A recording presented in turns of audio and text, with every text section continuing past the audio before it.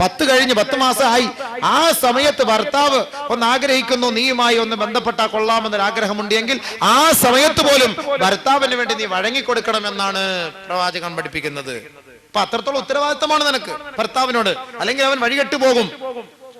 ചില ഭാര്യമാർക്ക് ശാരീരികമായി ബന്ധപ്പെടാൻ താല്പര്യം കാണുകയില്ല. ബഹുമാനമുള്ള സഹോദരങ്ങളെ, ഈ ഭർത്താവെങ്ങാനും നിന്നെ വെറുതെ ഒരു ഭാര്യയാക്കി വെച്ചിട്ട് അവന്റെ ശാരീരിക ഇച്ഛ പൂർത്തിയാക്കാൻ അവനെങ്ങാനും പുറത്തുപോയി ഹറാമിന്റെ വഴികളിലേക്ക് വിട്ടുപോയാൽ നാളെ അതിന്റെ ശിക്ഷ നീയാണ് ഏറ്റുവാങ്ങേണ്ടത്. അള്ളാഹു കാത്തുരക്ഷിക്കട്ടെ. അതുകൊണ്ട് ഭർത്താവിനെ തൃപ്തിപ്പെടുത്തുക. ഭർത്താവ് വല്ലതും കൽപ്പിച്ചാൽ അത് ശിരസാ വഹിക്കുന്ന പെണ്ണ്, ഭർത്താവ് പറയുന്ന അങ്ങോട്ട് അനുസരിക്കുന്ന പെണ്ണ്.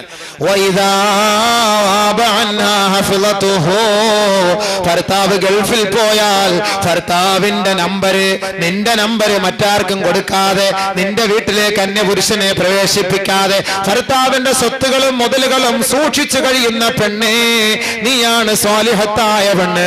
മാത്രമല്ല, നീ സ്വർഗത്തിലാണെന്ന് മുഹമ്മദ് മുസ്തഫ. അതുകൊണ്ട് ആയിഷ റളിയല്ലാഹു അൻഹ പറയുകയാണ്, ഏ സഹോദരിമാരെ, യാ മഅശറൻ നിസാ, ഏ സ്ത്രീവർഗമേ, ലൗ തഅലമന ബിഹഖി അസ്വാജികുന്ന അലൈകുന്ന ലജഅലത്തിൽ മർഅതു മിൻകുന്ന തംസഹുൽ ഗുബാറ അൻ ഖദമൈ സൗജിഹാ ബിഖദ്ദി വജ്ഹിഹാ. ബഹുമാനപ്പെട്ട പ്രവാചകന്റെ പ്രിയപത്നി മഹദിയായ ആയിഷ റളിയല്ലാഹു അൻഹ പറയുകയാണ്, ലോകത്തെ സ്ത്രീ രത്നങ്ങളെ നോക്കിക്കൊണ്ട് സ്ത്രീ സമൂഹമേ, നിങ്ങൾക്കെങ്ങാനും ഭർത്താക്കന്മാരുടെ ഉത്തരവാദിത്വങ്ങളെ കുറിച്ച് നിങ്ങൾ മനസ്സിലാക്കിയിരുന്നുവെങ്കിൽ, നിങ്ങൾ മനസ്സിലാക്കിയിട്ടില്ല എന്നർത്ഥം.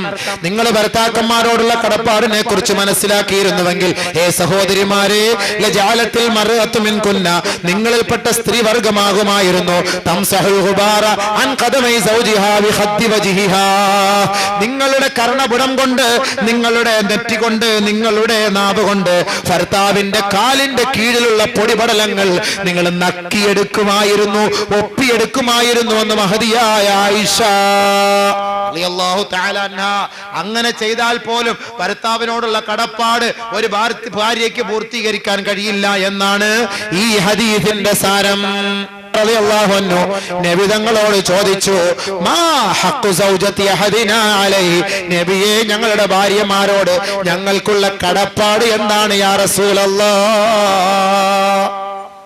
അതൊന്ന് മനസ്സിലാക്കിയിട്ട് എഴുന്നേറ്റ് പോയിക്കോണം കേട്ടോ. എഴുന്നേറ്റ് പോലെ ഇത്തിരി എന്തായാലും പുലൂസ് തന്നിട്ട് പോണേ പാവത്തുങ്ങള്. അതൂടെ ഒന്ന് കേട്ടോളി. ഇല്ലെങ്കിൽ അവത്തുങ്ങൾ ആ മദ്രസയ്ക്കകത്തിരുന്ന് പ്രാവുമായിരിക്കും. ഉറക്കത്തിലാണോ ദിക്റിലാണോ ഫിക്റിലാണോ അല്ലാഹ്ക്കറിയാം. അങ്ങോട്ട് പോയി നോക്കിയാ അറിയാം. ഉണർന്നിരിക്കുന്ന ഏതെങ്കിലും ഒരു സഹോദരിമാരൊന്ന് തട്ടി കൊടുത്തേരെ, ഉണർത്തിയരേതാ, അവരെ കുറിച്ചൊന്ന് പറയാൻ പോവാണ്.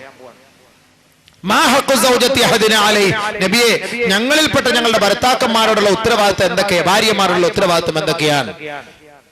നബി സല്ലല്ലാഹു അലൈഹി വസല്ലം, അല്ലാഹുവിന്റെ റസൂൽ പഠിപ്പിച്ചു കൊടുത്തു, നീ കഴിച്ചാൽ അവളെയും കഴിപ്പിക്കണം. ഭക്ഷിച്ചാല് മട്ടൻ ചാപ്സ് ഒക്കെ അടിക്കുമ്പോഴേ, ഒരു മട്ടൻ ബിരിയാണി ഒക്കെ അടിക്കുമ്പോൾ ഒന്ന് അവക്കൂടെ ഒന്ന് വാങ്ങിച്ചോണ്ട് കൊടുക്കണം. യാത്ര ചെയ്യുന്ന ഉടനീളം നീ അങ്ങോട്ട് നല്ല തിന്നും, മട്ടനും ചിക്കനും ചില്ലി ചിക്കനും. ഇവക്ക് ഒരുമാതിരി പോസ്റ്റ്മോർട്ടം ചെയ്ത ചാള തിന്ന് ഇവത്തിങ്ങളുടെ സ്വഭാവം, ചാളയുടെ ശരീര വേർപ്പിന് പോലും മീൻ്റെ ഈ ചാളയുടെ നെയ്യുടെ വാടയാണ്. അങ്ങനെ ഒരവസ്ഥ. അവത്തുങ്ങൾക്ക് ഇത്തിരി വല്ലപ്പോഴൊക്കെ മട്ടനൊക്കെ വാങ്ങിക്കൊടുക്കും. അവത്തുങ്ങൾ ഇച്ചിരി ഇറച്ചി ഉഷാറായിട്ട് തിന്നുന്നത് ഒലുഹി ഇറക്കുന്ന ദിവസമാണ്. അവിടുന്ന് ഇവിടുന്ന് എല്ലാം കൊണ്ട് ഫ്രീ ആയിട്ട് ഇഷ്ടം പോലെ ഇട്ട് കൊടുക്കുക. അതുകൊണ്ട് വല്ലപ്പോഴൊക്കെ ഇത്തിരി ഇറച്ചി വാങ്ങിക്കൊടുക്കുക. നീ നല്ലത് കഴിക്കുമ്പോൾ അവളെയും കഴിപ്പിക്കണേ. നീ വസ്ത്രം ധരിച്ചാൽ അവളെയും ധരിപ്പിക്കണമേ. അതുകൊണ്ട് നീ ഇറുകിയ ജീൻസ് ഇട്ട് അരക്കുപ്പായ ഇട്ടാല് അവളെ അതേപോലെ ഇട്ട് കൊടുപ്പിക്കണം എന്നാണ് അതിന്റെ അർത്ഥം. അവിടെ ഇടങ്ങേറ്. ഉസ്താദ് അങ്ങനല്ലേ പറഞ്ഞേ. നീ ജീൻസ് ഇട്ട ജീൻസിനോട്ട് കയറൂല, ഗ്രീസ് വരണം മുട്ട് മുതൽ ഇടുപ്പ് വരെ, എന്നാലേ അതിങ്ങോട്ട് മുകളിലോട്ട് കയറുള്ളൂ. അപ്പൊ ഇത് നീ വാങ്ങി അവക്ക് കൊടുക്കണമെന്ന് അതിന്റെ അർത്ഥം. എന്നിട്ട് ഒരു ടീഷർട്ടും, ഇവക്ക് ഒരു ടീഷർട്ട്, 45 വയസ്സായ ഉമ്മാക്ക് ടീഷർട്ടും ഈ ജീൻസോട് ഇട്ട് കൊടുത്തോളം രംഗം എന്തായിരിക്കും? അല്ലാ, പുതിയ വീട് വെക്കുന്നിടത്ത് കൊണ്ട് കണ്ണുവിടാതിരിക്കാൻ നിർത്താൻ കൊള്ളാം. അതിനുവേണ്ടി കൊണ്ട് നിർത്താം. ഇതങ്ങോട്ട് മേടിച്ചു കൊടുക്കാം. നിനക്ക് വേണമെങ്കിൽ വന്നിട്ട് കാണണമെന്ന് ആഗ്രഹം ഉണ്ടെങ്കിൽ ഇട്ട് കൊടുത്തിന്റെ വീട്ടിൽ നീ മാത്രം ഇട്ട് കണ്ടോ, അത് വെളിയിലോട്ട് പറഞ്ഞു വിടല്ലേ. പെണ്ണുങ്ങളുടെ കുറെ വസ്ത്രങ്ങള് താഴേന്ന് കീർക്കം തുടങ്ങി ഇടുപ്പ് വരെ കീറിയ സ്ലിറ്റ് എന്ന് പറയുന്ന ഒരുമാതിരി ചുരിദാറ്, അല്ലാഹു അക്ബർ, അടിവസ്ത്രം വരെ കാണാം. ബസ്സിൽ കയറിയാൽ പിന്നെ അങ്ങനെ പൂവാലന്മാര് പറയുന്നത് മാറുന്നത്? ബഹുമാനമുള്ള സഹോദരിമാരെ, നെറികെട്ട വൃത്തികെട്ട വസ്ത്രം, നാളെ അള്ളാന്റെ ശാപം നീ ഏറ്റുവാങ്ങണ്ട. ഇതൊക്കെ വെട്ടി വെട്ടി വെട്ടി വെട്ടി താഴെ 2000 ആണ്ട് മുതൽ വെട്ടാൻ തുടങ്ങിയത് ചുരിദാറിന്റെ സൈഡിൽ. ഇപ്പൊ 2009 ആയപ്പോ ഇവിടം വരെയായി. 2013 വഴി കശം വരെയാവും. കടമറ്റത്ത് കത്തനാരിടുന്ന കുപ്പായം പോലെ അവസാനം പെണ്ണുങ്ങള് ഒരു നല്ല കാറ്റെങ്ങാനും അടിച്ചു കഴിഞ്ഞാൽ കാറിന്റെ ബോണറ്റ് പൊങ്ങുന്ന പോലെ ഫ്രണ്ട് ഭാഗം, ഡിക്കി പൊങ്ങുന്ന പോലെ ബാക്ക് ഭാഗം. പിന്നെ എന്തായിരിക്കും അവസ്ഥ? കണ്ണുവിടാതെ ഒരു ഭൂതത്തെ നിർത്തിയിരിക്കുന്നതാ. PT ഉഷയുടെ അതേ കോലമാവും. പിന്നെ നമ്മുടെ പൊണ്ടാട്ടിമാരുടെ അവസ്ഥ ഇല്ലേ? ഉസ്താദിന്റെ പൊണ്ടാട്ടിയുടെ അവസ്ഥ ഇതായിരിക്കും. അള്ളാഹ് കാത്തു രക്ഷിക്കട്ടെ. ആ ഒരു അവസ്ഥയൊക്കെ വരാതെ പടച്ചവനെ നീ ഞങ്ങളെ കാത്തു രക്ഷിക്കണേ അല്ലാ. നാണമില്ലേ പെണ്ണെ ഇങ്ങനെ നീ ഇത്രയും വെട്ടി മുറുക്കിക്കൊണ്ട് നടക്കാന്? ഇച്ചിരി തയ്ച്ച് താഴോട്ട് മുട്ടുവരെങ്കിലും തയ്ച്ചുകൊണ്ടിട്ട് നട. നാണമില്ലേ? വൃത്തികേട്. അതുകൊണ്ട് നല്ല വസ്ത്രമായി കൂടെ. നീ ധരിച്ചാൽ നല്ലത് ധരിപ്പിക്ക്. നീ മുഖത്തടിക്കല്ലേ. ഇപ്പൊ വേറെ എവിടെയെങ്കിലും ഒക്കെ അടിക്കാവോ? പുറത്തിട്ട് കൊടുക്കാവോ ഉസ്താദെ? അടിക്കല്ലേന്ന് സാരം. അതൊക്കെ നേരത്തെ പറഞ്ഞു കഴിഞ്ഞു. ഇനി അതിനായിട്ട് പോസ്റ്റ്മോർട്ടം ചെയ്യാൻ നിൽക്കണ്ട. നബി സല്ലല്ലാഹു അലൈഹി വസല്ലം തങ്ങൾ പറഞ്ഞു, നിങ്ങൾ ആര് നിങ്ങളുടെ ഭാര്യമാരെ സംശയിക്കരുത്. സംശയിച്ചുകൊണ്ട് ഭാര്യ മാത്രം താമസിക്കുന്ന വീട്ടിൽ നിങ്ങൾ ഒറ്റയ്ക്ക് വന്ന് കതവിൽ മുട്ടല്ലേ എന്ന് സയ്യിദുനാ റസൂലുള്ളാഹി. ഒറ്റയ്ക്ക് വന്ന് കതവിൽ മുട്ടല്ലേ എന്ന്. ഭാര്യ മാത്രം താമസിക്കുമ്പോൾ സംശയമായി പോകുന്നത്. സംശയിക്കരുത്. ഭാര്യമാരെ കുറിച്ച് നിനക്കൊരു വിശ്വാസം വേണം. അത് തെറ്റാണ്. സംശയിക്കുന്നവൻ മൂഢനാണ്, വിഡ്ഢിയാണ്. മുഖത്തടിക്കരുത്. വൈരൂപ്യം വരുത്തരുത്. മോശമായ വാക്കുകൾ പറഞ്ഞ് അവളെ നീ നിന്ദിച്ചു കളയരുത്. വീട്ടിൽ വെച്ചല്ലാതെ അവളോട് മിണ്ടാതെയും ഇരിക്കരുത്. ഭർത്താക്കന്മാരോടുള്ള ഉത്തരവാദിത്തമാണ്. ഉത്തരവാദിത്തം നിറവേറ്റാൻ അള്ളാഹു തൗഫീഖ് നൽകുമാറാകട്ടെ. ഇങ്ങനെ ഈ ഉത്തരവാദിത്തമൊക്കെ നിറവേറ്റി രണ്ടുപേരും സന്തോഷത്തോടു കൂടി മരിച്ചുപോയാൽ ഈ കല്യാണം എവിടെ ചെന്നെത്തും? സ്വർഗം വരെ ചെന്നെത്തും.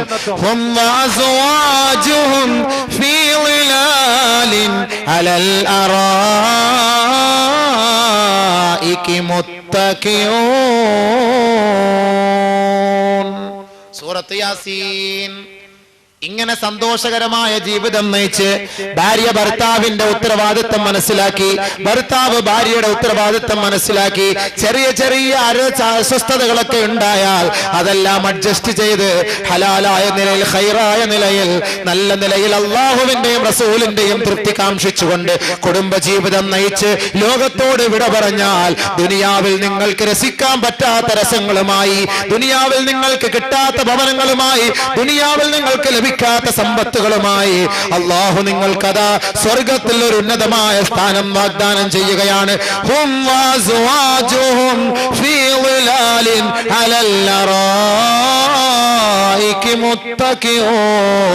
അവർ അവരുടെ ഭാര്യമാരോടൊപ്പം സ്വർഗത്തിന്റെ ആട്ടുകട്ടിലിൽ ഊഞ്ഞാലിരുന്ന് ഊഞ്ഞാലാടിക്കൊണ്ട് സന്തോഷിച്ചു കൊണ്ടിരിക്കും അത്രേ. ഭാര്യയും ഭർത്താവും സ്വർഗത്തിൽ ആനന്ദിച്ചു കൊണ്ടിരിക്കുമ്പോൾ ഭാര്യയുടെയും ഭർത്താവിന്റെയും ഒരാഗ്രഹമാണ്, നമ്മുടെ മക്കളെ കൂടി കിട്ടിയാൽ, നമ്മുടെ വാപ്പയെ കൂടി കിട്ടിയാൽ, നമ്മുടെ ഉമ്മയെ കൂടി കിട്ടിയാൽ, നമ്മുടെ കുടുംബത്തിൽ കുറ്റിവട്ടത്ത് നമ്മൾ താമസിച്ചിരുന്ന വീട്ടിൽ എങ്ങനെ സന്തോഷത്തോടെ താമസിച്ചോ അതേപോലെ ഇവിടെയും താമസിക്കാൻ ഒരു സൗഭാഗ്യം അള്ളാഹു നൽകിയെങ്കിൽ എന്ന് ആശിക്കുന്ന ഭാര്യയും ഭർത്താവിന്റെയും അരികിലേക്ക് അതാ മലക്കുകൾ വന്നിട്ട് ചോദിക്കുന്നു, എന്തേ നിങ്ങൾ കിന്നാരം പറഞ്ഞത്? അല്ല, ഞങ്ങള് നാട്ടില് നല്ല ഞങ്ങളുടെ വാപ്പ ഉമ്മ ഞങ്ങളുടെ മക്കള് കുഞ്ഞുമക്കള് കൊച്ചുമക്കളൊക്കെ ആയിട്ട് കളിച്ചിരുന്നു. ഇപ്പൊ ഞങ്ങൾ രണ്ടുപേരും മാത്രമേ ഉള്ളല്ലോ, അവരെയും കൂടെ കിട്ടിയാ കൊള്ളായിരുന്നു. ഓഹോ, അതാണോ നിങ്ങൾ കിന്നരിച്ചത്? ദാ പിടിച്ചോ. റബ്ബനാ വഅദ്ഖിൽഹും ജന്നാതി അദ്നില്ലതി വഅദ്തഹും വമാ സ്വലഹ മിൻ ആബാഇഹിം وأزواجهم وذرياتهم والملائكة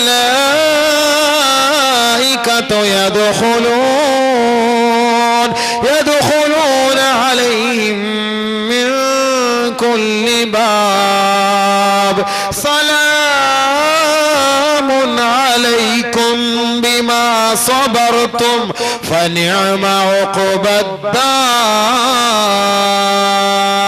മലക്കുകൾ ദുആ ചെയ്യുന്നു, പടച്ചവനെ ഇവരുടെ മാതാക്കളെ ഇങ്ങോട്ട് എത്തിച്ചുകൊട്, ഇവരുടെ പിതാക്കളെ എത്തിച്ചുകൊട്, ഇവരുടെ ഭർത്താക്കന്മാരെ, ഇവരുടെ ഭാര്യമാരെ, ഇവരിഷ്ടപ്പെട്ട സന്താനങ്ങളെ, ഇവരുടെ നേരത്തെ മരിച്ചുപോയ കുട്ടികളെ, ഒരുമിച്ച് മരിച്ചുപോയ കുട്ടികളെ, ആക്സിഡന്റിൽ മാതാപിതാക്കളോടൊപ്പം മരണപ്പെട്ടു പോയവരെ, മാതാപിതാക്കൾ ആദ്യം മരിച്ചു വന്നു, പിന്നീട് മക്കൾ മരിച്ചല്ലോ.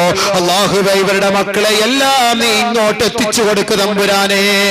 ഈ മലക്കുകൾ ദുആ ചെയ്യേണ്ട താമസം അതാ ഊഞ്ഞാലിന്റെ സമീപത്തേക്ക്, സ്വർഗത്തിന്റെ ആരാമത്തിലേക്ക് സന്തോഷകരമായ കുടുംബജീവിതം നയിച്ച, അള്ളാഹുവിന്റെയും റസൂലിന്റെയും ഇമാമീങ്ങൾ പറഞ്ഞ പ്രകാരം ജീവിച്ച, മുത്തഖീങ്ങളായി ജീവിച്ച, മുഅ്മിനീങ്ങളായി ജീവിച്ച, സാലിഹീങ്ങളുടെ വഴികളെ പിൻപറ്റി ജീവിച്ച ഈ കുടുംബക്കാരും മക്കളും എല്ലാം ഓടിയെടുക്കുമ്പോ മലക്കുകൾ പറയും സലാമുൻ അലൈക്കും. എല്ലാരും നിങ്ങൾക്ക് ഇപ്പൊ കിട്ടിയില്ലേ, വന്നില്ലേ, അള്ളാന്റെ വാഗ്ദാനം പൂർത്തിയായില്ലേ, നിങ്ങൾ ക്ഷമിച്ചിരുന്നതിന്റെ ഫലം ഇപ്പോൾ ആസ്വദിച്ചില്ലേ, ഇനി ഞങ്ങൾ പോകട്ടെ. സലാമുൻ അലൈക്കും, നിങ്ങൾക്ക് ശാന്തി സമാധാനം, നിങ്ങൾ ക്ഷമിച്ച് ദുനിയാവിൽ ജീവിച്ചതിന്റെ പേരിൽ ഫനിഅമ ഉഖബദ്ദാർ, ഈ വീട് എത്രയോ നല്ല ഭവനമായി നിങ്ങൾക്ക് മാറിയില്ലേ, അല്ലാഹു നിങ്ങളോട് ചെയ്ത വാഗ്ദാനം പൂർത്തിയാക്കി തന്നില്ലേ, നിങ്ങളുടെ ഉത്തരവാദിത്വം നിറവേറ്റാൻ മലക്കുകൾ എന്ന പേരിൽ ഞങ്ങളെ ഏൽപ്പിച്ച ജോലി ഞങ്ങളിപ്പോൾ ഇതാ നിങ്ങളുടെ മുന്നിലേക്ക് കൊണ്ടുവന്ന് പൂർത്തീകരിച്ചു തന്നില്ലേ, ഞങ്ങൾ ഇനി പോകട്ടെ, ഇനി നിങ്ങൾക്ക് മരണമില്ല, മരണമില്ല, സന്തോഷകരമായ ജീവിതം നയിച്ചോ. സലാമുൻ അലൈക്. മലക്കുകൾ സ്വർഗത്തിൽ അവർക്ക് സലാം പറഞ്ഞ്, അബൂബക്കർ നിങ്ങൾക്കും സലാം പറഞ്ഞു. ഈ ഒരു അവസ്ഥയിൽ നാളെ സ്വർഗത്തിൽ എത്തിപ്പെടണം. അള്ളാഹു നമുക്കതിനെ തൗഫീഖ് നൽകി അനുഗ്രഹിക്കുമാറാകട്ടെ. അൽഹംദുലില്ലാഹ്, ഇന്ന് 9:15 തുടങ്ങിയെങ്കിലും 2.25 മണിക്കൂർ സംസാരിച്ചു. അള്ളാഹു സുബ്ഹാനഹു വ തആല ഈ കേട്ട കാര്യമൊക്കെ അമൽ ചെയ്യാൻ വേണ്ടിയിട്ടാണ്. നമുക്ക് ആരെയും തൃപ്തിപ്പെടുത്താനല്ല. പ്രഭാഷണങ്ങളിലൂടെ ആരുടെയും കയ്യടിയും ആരുടെയും നല്ല വാക്ക് നമുക്ക് കേൾക്കണ്ട. പറയുന്ന കാര്യങ്ങൾ ദീനിൽ കൊണ്ടുവരിക, അതാണ് ഏറ്റവും വലിയ വാക്ക്, അതാണ് ഏറ്റവും വലിയ പുണ്യം. ഈ പറഞ്ഞ രീതി അനുസരിച്ച് ഇസ്ലാമിക കുടുംബജീവിതം കെട്ടിപ്പടുക്കാൻ നിങ്ങൾ ഓരോരുത്തരും പരിശ്രമിക്കുകയും പാവപ്പെട്ട ആ പെണ്ണിൻ്റെ ഉത്തരവാദിത്വം നിങ്ങൾ ഓരോരുത്തരും ഏറ്റെടുക്കുകയും, നമ്മൾ ഭിന്നിച്ച് നിൽക്കരുത്, നമ്മൾ ഭിന്നിച്ച് നിൽക്കാൻ പാടില്ല. നമ്മൾ ഐക്യത്തോടും സാഹോദര്യത്തോടും ഒത്തൊരുമയോടും കൂടി നമ്മുടെ നാടിൻ്റെ ഹൈറിന് വേണ്ടി പ്രവർത്തിക്കും. പിന്നെ എന്താണ് നമ്മൾ അമൽ ചെയ്യാൻ പോണത്? പിന്നെ എന്ത് ഇസ്ലാം? നമ്മൾ എന്ത് മുസ്ലിമീങ്ങൾ? നമ്മൾ പരസ്പരം മുഅ്മിനീങ്ങൾ സഹായികളാകണം. ഒരു ഹൈവേയുടെ സൈഡിൽ ആക്സിഡന്റ് പറ്റി കിടന്നാൽ അവനെ എങ്ങനെ എടുത്ത് നോക്കുമോ? ഏത് ഇസത്തിൽപ്പെട്ടവനാണ് നോക്കുമോ? അവനെ എങ്ങനെയെങ്കിലും പൊക്കിയെടുത്ത് ആശുപത്രി കൊണ്ടുപോയി രക്ഷപ്പെടുത്താനേ നമ്മൾ നോക്കാറുള്ളൂ. ഇതാണ് മനുഷ്യപ്പറ്റ്, ഇത് മനുഷ്യത്വമാണ്. അതാണ് നമുക്ക് വേണ്ടത്. ഇസമൊക്കെ അവിടെ ചെല്ലുമ്പോൾ അറിയാം ഇവനൊക്കെ ഏത് ഇസത്തിൽപ്പെട്ടവനാണെന്നൊക്കെ അള്ളാഹ്ക്ക് അറിയാൻ പറ്റുള്ളൂ. നമ്മളൊക്കെ അള്ളാഹുവിനെ റസൂലിനെയും മഹാന്മാരും പറഞ്ഞ വഴികളും അനുസരിച്ച് പിൻപറ്റി നടക്കുക, നന്മകൾ ചെയ്യുക, റോഡിൽ കിടക്കുന്ന കല്ലെടുത്ത് മാറ്റുക, മുള്ളെടുത്ത് മാറ്റുക, തടസ്സങ്ങൾ നീക്കം ചെയ്യുക, ഇതൊക്കെ സദഖയിൽപ്പെട്ട കാര്യമാണ്. എല്ലാവരെ കാണുമ്പോൾ പുഞ്ചിരിക്കുക, സലാം പറയുക.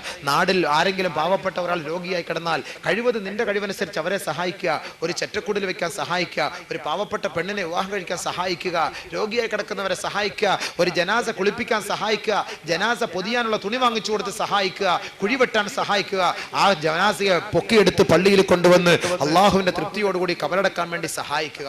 ഇതുപോലുള്ള നന്മയായ പ്രവർത്തനങ്ങൾ നിങ്ങൾ കാഴ്ചവെക്കണം. ഇതിന് ഗ്രൂപ്പ് നമുക്ക് വേണ്ട. നിങ്ങൾ മഹല്ലിയാണ് നിങ്ങളുടെ ഗ്രൂപ്പ്. മഹലിൽപ്പെട്ട ഓരോരുത്തരും നിങ്ങളുടെ സഹോദരങ്ങളാണ്. ആ സഹോദരങ്ങളെല്ലാം ഒത്തൊരുമയോടുകൂടി ഇഴുകി ചേർന്ന് നിന്നുകൊണ്ട് ഐക്യത്തോടു കൂടി നിങ്ങൾ പ്രവർത്തിക്കും. അങ്ങനെ നന്മകൾ വാരിക്കോരിക്കൂട്ടിൻ. അതിലൂടെ അള്ളാഹു നമ്മുടെ നാട്ടിൽ ഇറക്കാൻ നിശ്ചയിച്ച ക്യാൻസർ, അദാബുകൾ, അപകടങ്ങൾ ഒക്കെ അള്ളാഹു മാറ്റിത്തരും. അതാണ് നമുക്ക് വേണ്ടത്. നമുക്ക് എല്ലാ ഉസ്താദന്മാരുടെയും പ്രഭാഷണം നമുക്ക് വെക്കാം, എല്ലാവരും വരട്ടെ, എല്ലാവരും അള്ളാഹുവിന്റെ ഇൽമ പഠിച്ചവരാണ്. നമുക്ക് ഇന്നാള് അങ്ങനെ ഒരു വേർതിരിവ് നമുക്ക് വേണ്ട.